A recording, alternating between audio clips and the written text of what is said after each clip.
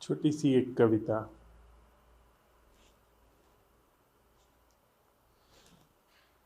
मुदिता जी की यह कविता है। अहम तुष्ट करने को मानव क्या क्या ढोंग रचाता है। अहम तुष्ट करने को मानव क्या क्या ढोंग रचाता है। धोखा देता स्वयं को पहले, फिर जग को भरमाता है। धोखा देता स्वयं को पहले, फिर जग को भरमाता है। झूठे चेहरे लगा लगा कर बिना बात मुस्काता है। झूठे चेहरे लगा लगा कर बिना बात मुस्काता है। हीन भावना से बचने को उपद्रव ढेर मचाता है। ढूंढ के कमियां दूजों में वह गुण अपने गिनवाता है।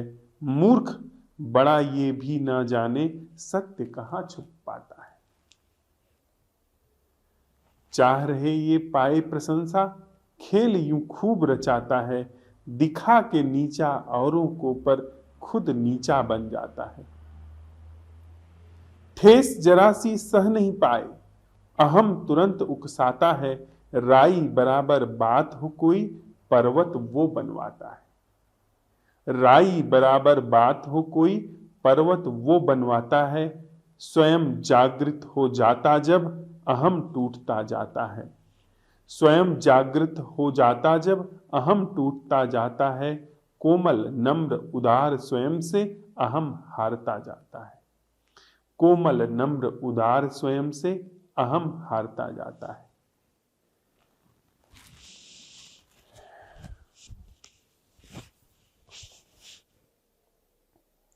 हम जिस तरीके से जी रहे हैं, जो हमारी जीवन शैली है, उसकी वानगी प्रस्तुत करती हुई यह कविता है। कुछ भी हम करते हो, कैसे भी जीते हो, कैसे भी रहते हो, कोई फर्क नहीं पड़ता। उसका कोई मोल नहीं है। आप सिर काट करके दे दें और पीछे आप खड़े हैं तो उसका कोई मोल नहीं है।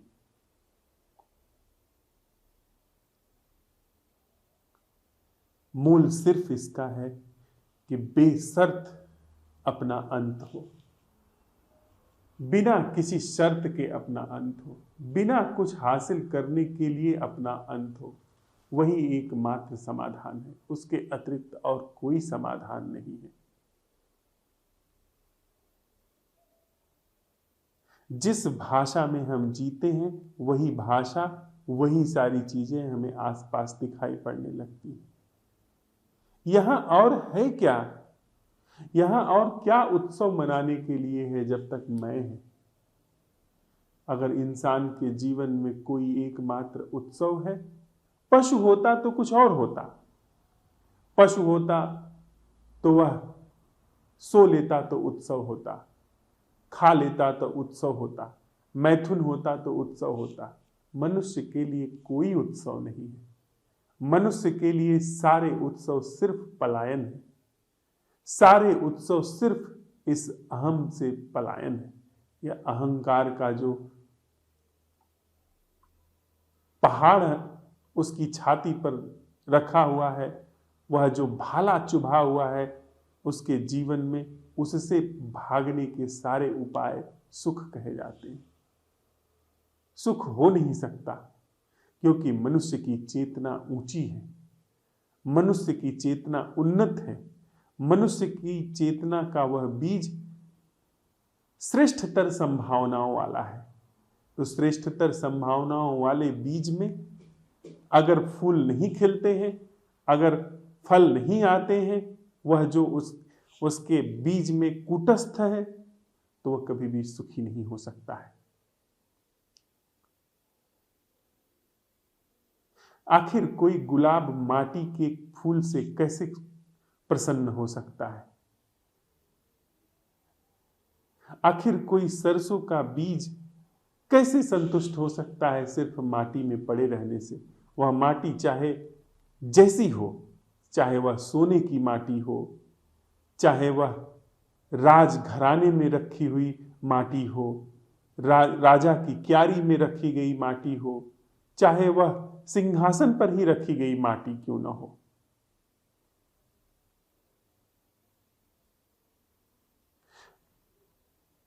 सरसों का बीज तब आनंदित होता है जब उसके प्राण टूटे और उसमें से अंकुर फूटे, उसमें पीले फूल खिले, उससे मिलने को तितलियां आए, भंवरे आए, उसके प्राणों में जो सुवास है वह फूट करके फैले, वह चारों ओर हवाओं के साथ तिरती जाए, वह उसकी संभावना है।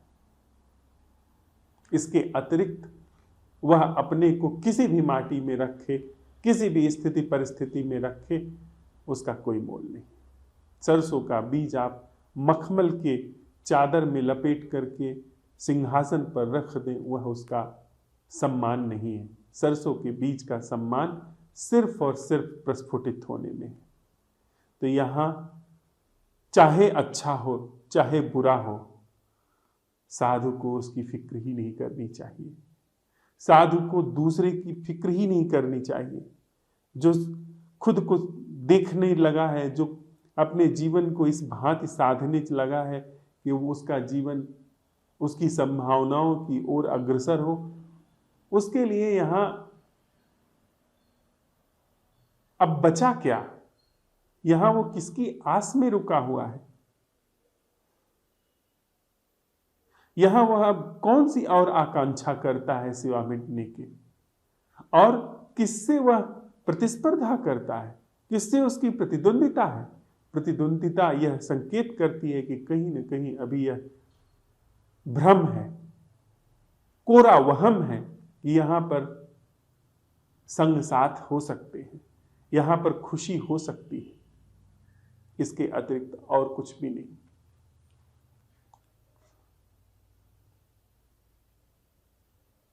एक छोटी सी कहानी मुझे सूफी संत रूमी की याद आती है। एक घुड़सवार कहीं जा रहा था। उसने वृक्ष के नीचे एक सोए हुए आदमी को देखा, और जब उसे देखा ठीक उसी समय उसने पाया कि एक सांप उसके मुंह में प्रवेश कर गया। घुड़सवार ने अपनी यात्रा रोक दी, घोड़े से उतरा और बेतहासा उस आदमी को घूंसे मारने लगा। वह आदमी तो एकदम घबरा करके, बौखला करके उठा। उसे तो समझ में ही नहीं आया कि उसे इस तरीके से मारा पीटा क्यों जा रहा है। वह मार सहता रहा, मार खाता रहा। घुड़सवार से वह कमजोर आदमी था, घुड़सवार सशस्त्र था। मार खाते खाते वह भागा। घुड़सवार ने उसका पीछा किया, उसे पकड़ा और मारा। फिर वह भागा। उसने भागते भागते एक पेड़ के नीचे शरण ली। खूब सारे सेब के फल नीचे गिरे हुए थे, और वह जो घुड़सवार था वो मारे ही जा रहा था। मारते मारते उसने कहा, अब ये फल खा, तुझे खाना पड़ेगा। मार से बचने के लिए वो जो कह रहा था वो करने लगा। उसने फल खाना शुरू किया। उसका पेट भर गया, उसका मन भर गया खाते खाते, पर उसने कहा नहीं, तुझे खाना पड़ेगा और खा। उसकी आंखों से आंसू निकल रहे हैं, उसकी नाक बह रही है, मुंह से चबाया नहीं जा रहा है, पर उसे खाना पड़ा। खाते खाते इतना वह खाया कि उसको वमन होना शुरू हो गया। जब वमन हुआ तो उसने अपनी आंख से देखा कि वहां पर सांप निकल करके आया उसकी पेट से। जो अब तक मार खा रहा था, जो अब तक रो रहा था, चीख रहा था, चिल्ला रहा था, उसके हृदय की अवस्था बदल गई।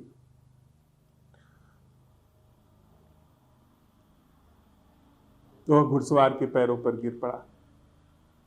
बड़ी कृपा की आपने, अच्छा किया पहले नहीं बताया कि मेरे मुंह में सांप घुस गया है।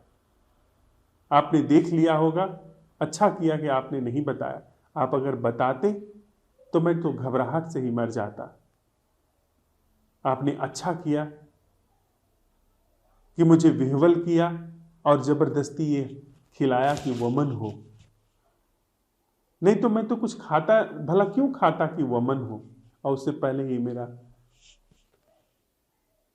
हृदय फट जाता और मैं मर जाता।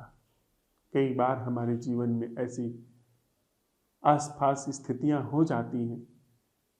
कभी कभी ऐसे हमें मित्र मिल जाते हैं जो कि बेतहाशा हमारे ऊपर प्रहार करते हैं, लेकिन जरूरी नहीं कि जो हमारे ऊपर प्रहार हो रहे हो, जो हमारे ऊपर चोटें दी जा रही हो, वह हमें नुकसान पहुंचाने के लिए है। हमें अपने मित्र को देखना चाहिए। अगर बुद्ध ने कुछ कहा है, अगर संतों ने कुछ कहा है, तो उनका जीवन देखना चाहिए, उनके जीवन की उपलब्धि देखनी चाहिए कि उनके जीवन में क्या घट रहा है, क्या घटा हुआ है। उससे ही हमें पता लग सकता है, और उससे भी कदाचित पता लगना संभव नहीं है जब तक कि वह जो सांप हमारे अंदर घुस गया है वह स्वयं वमन न हो जाए।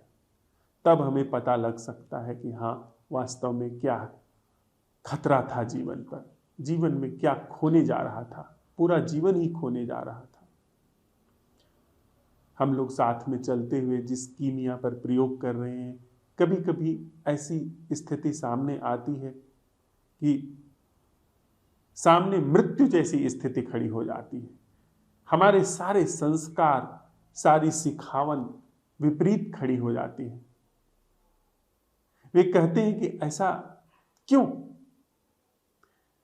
हमारी सिखावन लाखों साल की है, और यह जो जागरण का दिया है यह तो अभी अभी आया है। तो सारी सिखावन एक मुश्त खड़े होती है एक तरफ, और असंभव प्रश्न के सामने, जबकि वहां पर परिपूर्ण मृत्यु की बात है, वहां तो अनंत जन्मों की पूरी मनुष्य चेतना के विरुद्ध कुछ खड़ा हो रहा है।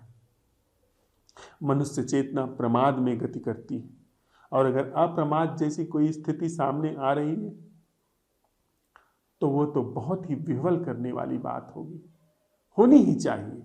बिना विह्वल हुए, बिना भीतर उपद्रव मचे, बिना भीतर बेचैनी हुए, वह जो अंदर सर्प प्रवेश कर गया है वह उगला नहीं जाएगा।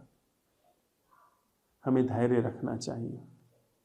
यदि हमारे विवेक में यह बात आ रही है कि जो जीवन हम जी रहे हैं वह यांत्रिक है, वह बनावटी है, और वह सब भांति से दुख का पर्याय है, तो फिर हमें धैर्यपूर्वक जागरण को अवसर देते हुए, नैसर्गिक अन्वेषण को अवसर देते हुए, असंभव प्रश्न की कीमिया को हृदय में अवसर देते हुए धीरे धीरे बढ़ते रहना चाहिए। वही एक सच्चे खोजी का लक्षण है,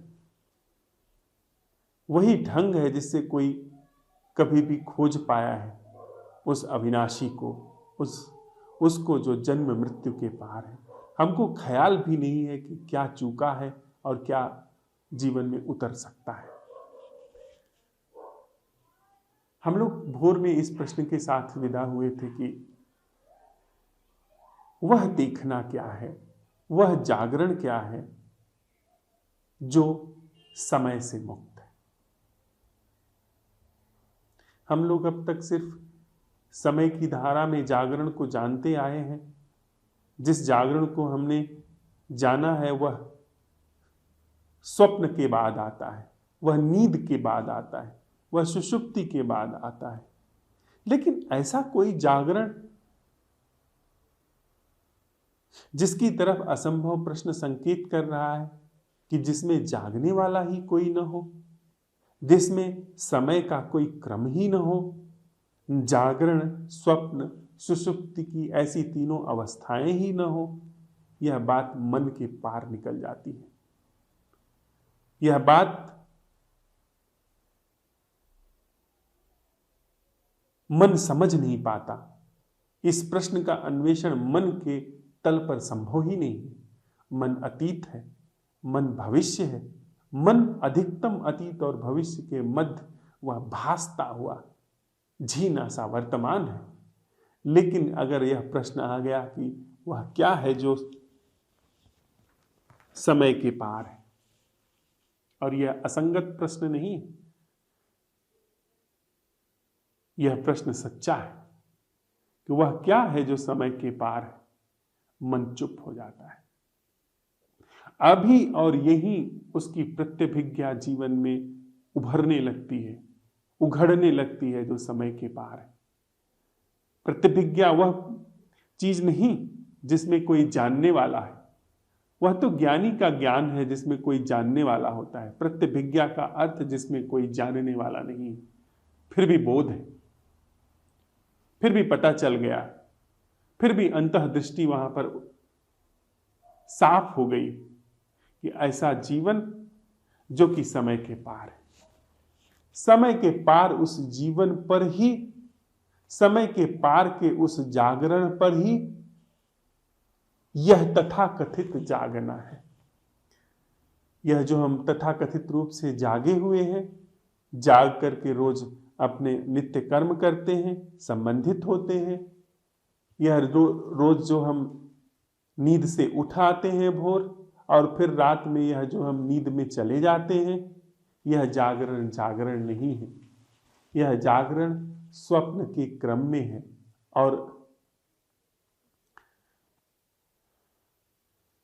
वह स्वप्न इस जागरण के क्रम में है। तभी तो हमारे सपनों में वही सब कुछ आता है जो तथाकथित इस जागरण में है। यह जागरण भी वस्तुतः एक स्वप्न है। हम एक स्वप्न से दूसरे स्वप्न में प्रवेश करते हैं। यह जरा दूसरे ढंग का स्वप्न है और वह जरा दूसरे ढंग का स्वप्न है। एक स्वप्न है जिसमें थोड़ी बहुत करने की छूट है, और एक स्वप्न है जिसमें कुछ भी करने की छूट नहीं है। दोनों स्वप्न ही, लेकिन अगर विराट तल पर देखा जाए तो इस स्वप्न में जो थोड़ी बहुत करने की छूट है वह मैं के खूंटे से बंधी हुई है। वह छूट मैं के दायरे से आगे नहीं जाती है। वह छूट मैं से मुक्त की होने की छूट नहीं है। वह मैं के दायरे में ही मैं को ही मिलने वाली छूट है। तो जो समय के पार है उसका हमें अभी कोई बोध नहीं।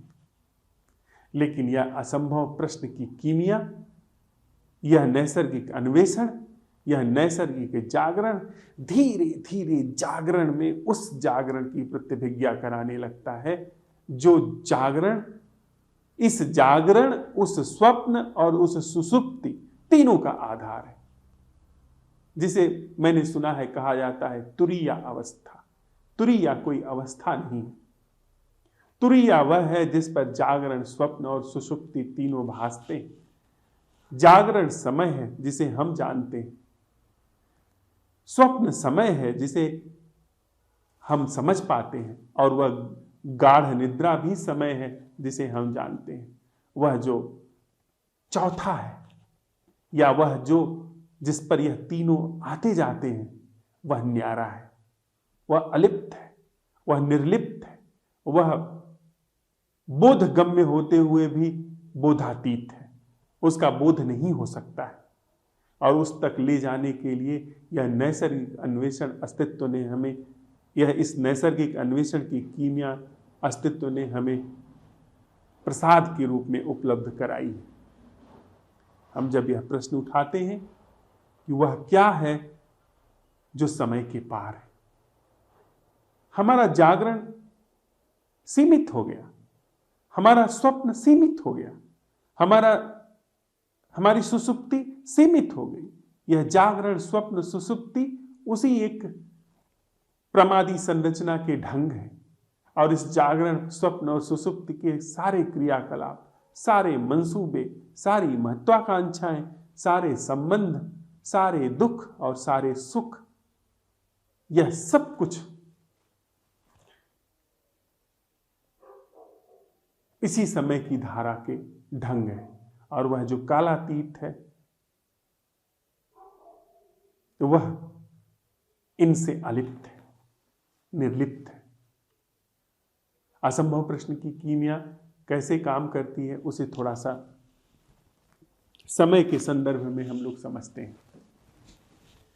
मुझे एक रसियन कहानी याद आती है।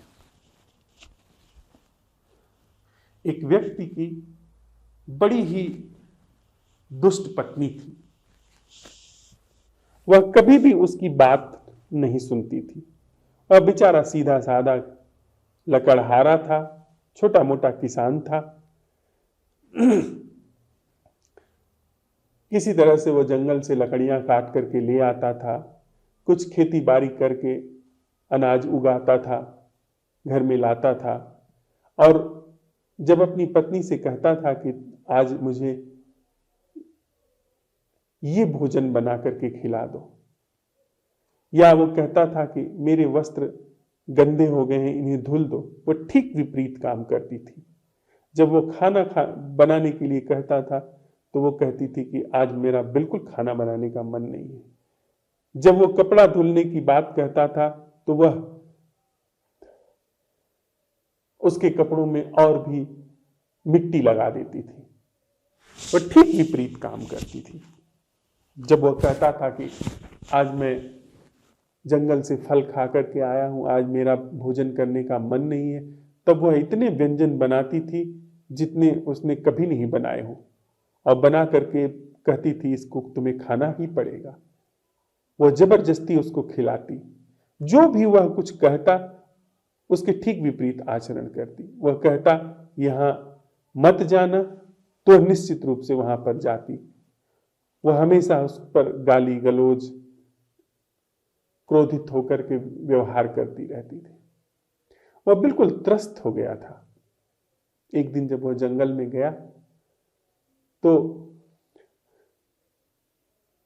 घर के लिए फल लाते समय उसने देखा कि लताओं के पीछे एक कोई गहरी खाई है, जो इतनी गहरी है जिसमें उसका पेंदा दिखाई नहीं पड़ता है, अतल गहराई जैसा मालूम पड़ता था। उसके मन में आया कि अब इस स्त्री से पीछा छुड़ा ही लिया जाए। वह लौट करके घर आया और उसने सीधी सीधी बात कही कि देखो वहां पर जहां अंगूर की बेलें हैं, जहां पर फला वृक्ष है, वहां पर कभी मत जाना। उसने कहा कि मूर्ख, तुम कौन होते हो मुझे रोकने वाले, मैं अनिवार्य रूप से वहां पर जाऊंगी। उसने कहा ठीक है वहां जाना, पर उस पेड़ के पास थोड़ा और आगे मत जाना। उसने कहा तुम कौन होते हो, मैं वहां जरूर जाऊंगी। और दूसरे दिन जब वह जंगल की तरफ जाने लगा वह भी पीछे पीछे हो ली। उस व्यक्ति ने मना किया कि देखो वही पेड़ है, वहीं पर जो फल लगे हुए हैं वहां मत जाओ। वह गई। जितना उसने रोका उतना ही वह आगे गई और उस खाई में गिर गई। यह सब कुछ ऐसा है जैसे हमारा मन। अभी हम किन्हीं मामलों में मन को कहें कि वह काम न करे तो वह अनिवार्य रूप से काम करता है, अनिवार्य रूप से उस चीज को करेगा। पहले उस चीज में रुचि ही ना रही हो, लेकिन जब आप मना करेंगे, जब आप उधर नहीं जाना चाहेंगे तो सारा रस उसी में पैदा होने लगेगा। इस दुनिया में जितना सारा रस पैदा हुआ है वह प्रतिरोध से पैदा हुआ है, वह वर्जना से पैदा हुआ है। जितना हम लोगों ने नीति बनाकर चीजों को रोका है उतना ही वह चीजें सक्रिय हुई हैं। इसके पीछे बड़े गहरे साइकोलॉजिकल कारण है, क्योंकि जिस चीज को आप रोकते हैं उस चीज को ऊर्जा मिलने लगी, उस चीज को पोषण मिलने लगा, क्योंकि रोकने के क्रम में ही उधर ऊर्जा बहनी शुरू हो गई। आप अगर कभी गाड़ी चलाना सीख रहे हो और आगे कोई डिवाइडर है या कोई दीवार है, आपने यह सोच लिया कि कहीं उससे लड़ न जाऊं, और कहीं लड़ न जाऊं, कहीं न लड़ न जाऊं, 2-3 बार सोचते सोचते आप उसी से जाकर के भिड़ जाते हैं। ऐसा क्यों? क्योंकि ऊर्जा उधर बहने लगी और बहती ही ऊर्जा खींचने लगी और आदमी जाकर के वहीं टकरा जाता है। तो यह कोई बड़ी आश्चर्य की बात नहीं है कि आदमी जैसा सोचता है वैसा उसके आसपास होने लगता है। भगवान कहते हैं कि शुभता, शुभ सोचो, सुंदर विचार करो, कम से कम विचार के तल पर सुंदरता रहे। शुभ देखो, शुभ देखने से शुभ ही की तरफ ऊर्जा बढ़ती है। और अगर क्षमता है, अगर सच में हम आगे बढ़ रहे हैं, गहरे उतर रहे हैं, तो ध्यान, तो जागरण। असंभव प्रश्न इसी तरह काम करता है। असंभव प्रश्न जब यह कहता है कि वह जीना क्या है जो मैं से मुक्त है, तुरंत उछल करके मैं और मन उस तरफ आगे बढ़ना शुरू कर देता है। और जब उधर वह आगे बढ़ना शुरू करता है, पाता है कि वहां कोई जगह नहीं है, वहां तो अतल गहराई है। वह उस दुष्ट स्त्री की तरह जाकर के सीधे खाई में गिर जाता है, जहां से फिर वापस आने का कोई उपाय नहीं।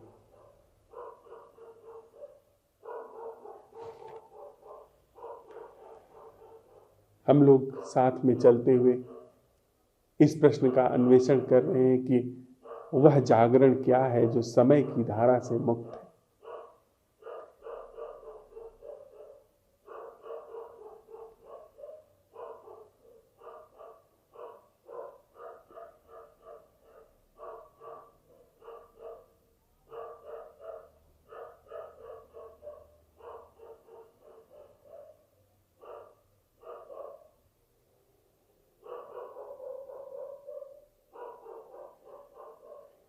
एक मित्र ने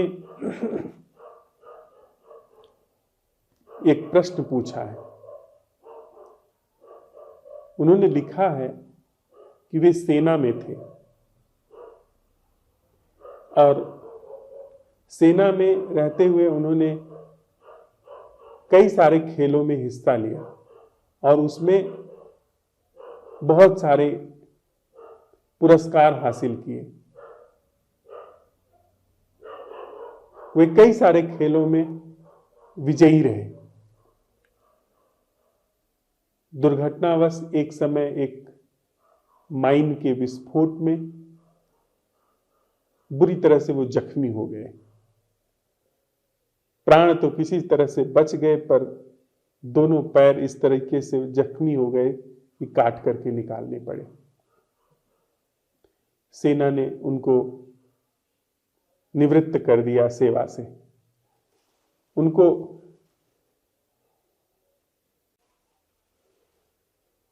पर्याप्त पेंशन मिलती है, जिससे घर का गुजारा तो चल जाता है, लेकिन वह टीस जो कभी अब चल न पाने की है, वह उनको खाए जाती है। घर में और कोई कमी नहीं है और कोई कष्ट नहीं है, लेकिन इस बात की उनको टीस है कि अब वे कभी चल नहीं पाएंगे। वह व्यक्ति जो वॉलीबॉल, क्रिकेट, फुटबॉल और मैराथन की दौड़ों में शामिल रहा हो, वह अब घिसट कर चलता है। उसके लिए यह बड़े शोक की बात है और कभी नहीं चल सकेगा, यह बड़े शोक की बात है। उन्होंने पूछा है कि मैं क्या करूं।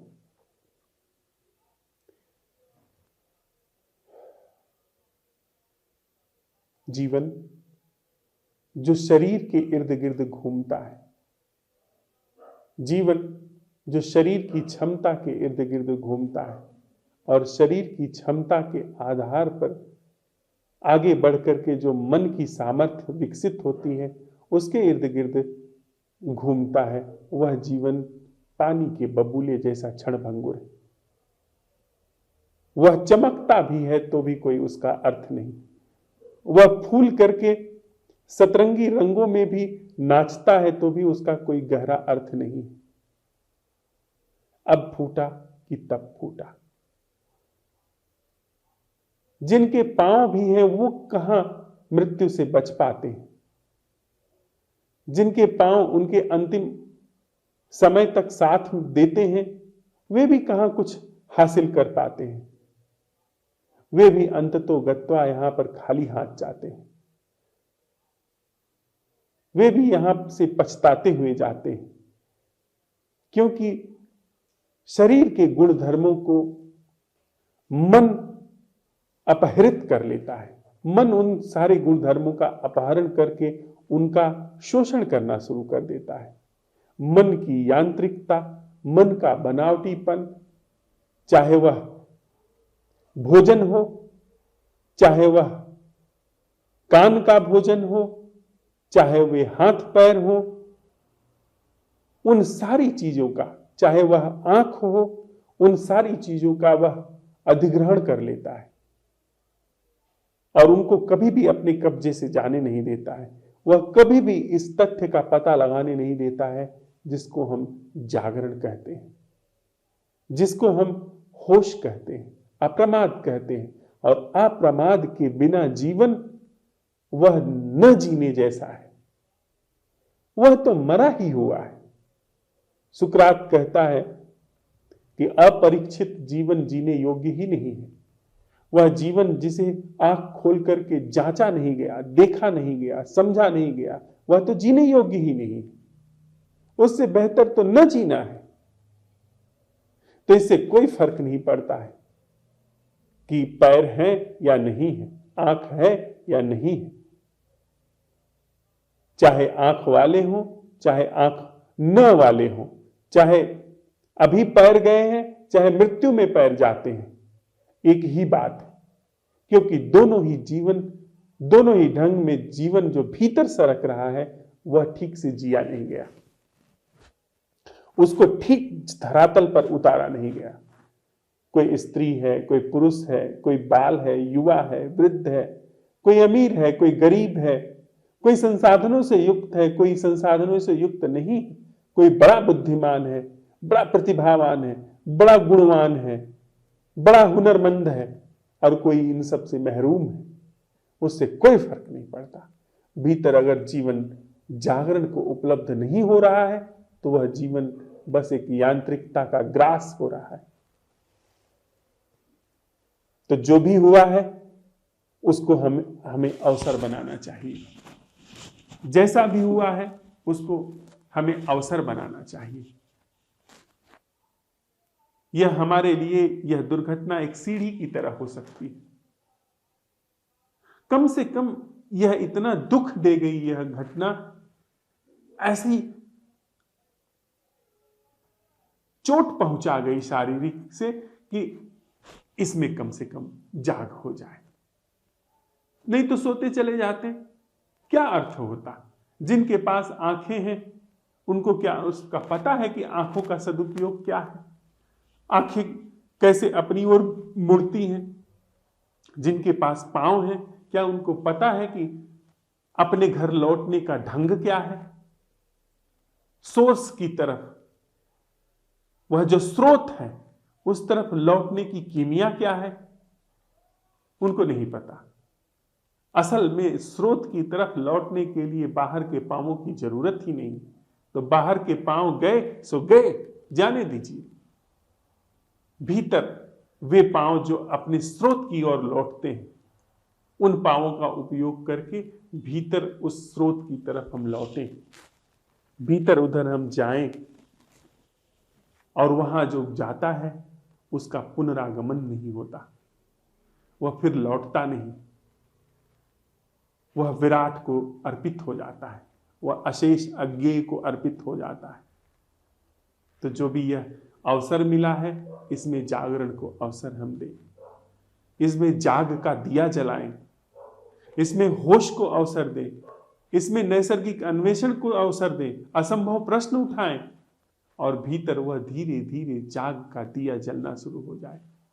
और जैसे जैसे वह जाग का दिया जलता है, बाहर क्या है शरीर उससे कोई फर्क नहीं पड़ता। शरीर बूढ़ा है, बीमार है, वृद्ध है, स्त्री का है, पुरुष का है, कोई फर्क नहीं पड़ता। जैसे जैसे उस चैतन्य का उसकी प्रतिभिज्ञा होने लगती है जो समय के पार है, समय पर बह रहा जागरण, स्वप्न और सुषुप्ति का जीवन बात बात की बात हो जाता है। वो ऐसा हो जाता है कि सड़क पर बस है, मर्सिडीज कार है या तांगा है या खाली सड़क है, कोई फर्क नहीं पड़ता जब चलना ही न हो उस पर। जिस राह पर चलना ही न हो उस राह पर कौन सा वाहन चल रहा है इससे कोई फर्क ही नहीं पड़ता। वह दिन गए जबकि सड़क पर हम वाहन खोजते थे। अब तो रास्ता घर की ओर मुड़ गया, अब कहीं और नहीं जाना है। जब कहीं और बाहर नहीं जाना है तो घर की ओर, तो घर में तो हम हैं ही, वहां पर सिर्फ जागना है। तो पैर, आंख, हाथ हो न हो, कोई बहुत दूर तक बात नहीं जाती। तो इसको एक शुभ अवसर की तरह देखें, जागरण को अवसर दें। आज हम लोग साथ में इस प्रश्न के साथ रहते हैं कि वह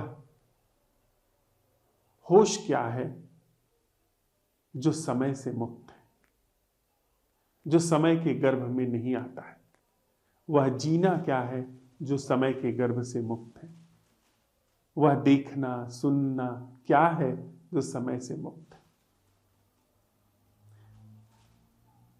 उसको यदि ऐसा कुछ अनावृत होता है, ऐसा कुछ उघड़ कर आता है, फिर हमारे पास क्या है क्या नहीं है, यह सब बातें बेमानी होती जाती हैं। अन्यथा यहां के संदर्भ में चीजें छिनेंगी,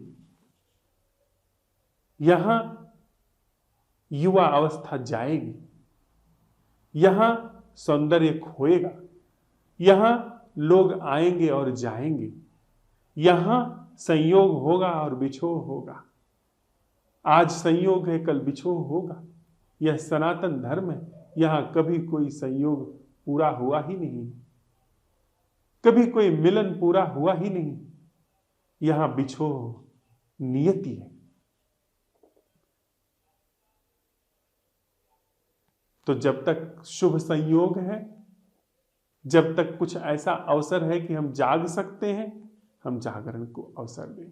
जब तक कालातीत को उघाड़ने का जो अवसर मिला है, उसे हम भली भांति उपयोग कर सकते हैं, उसे कर लें। आज इसी प्रश्न के साथ रहते हैं कि वह जागरण क्या है, वह जीना क्या है जो समय से मुक्त। थोड़ी देर के लिए साथ बैठते हैं।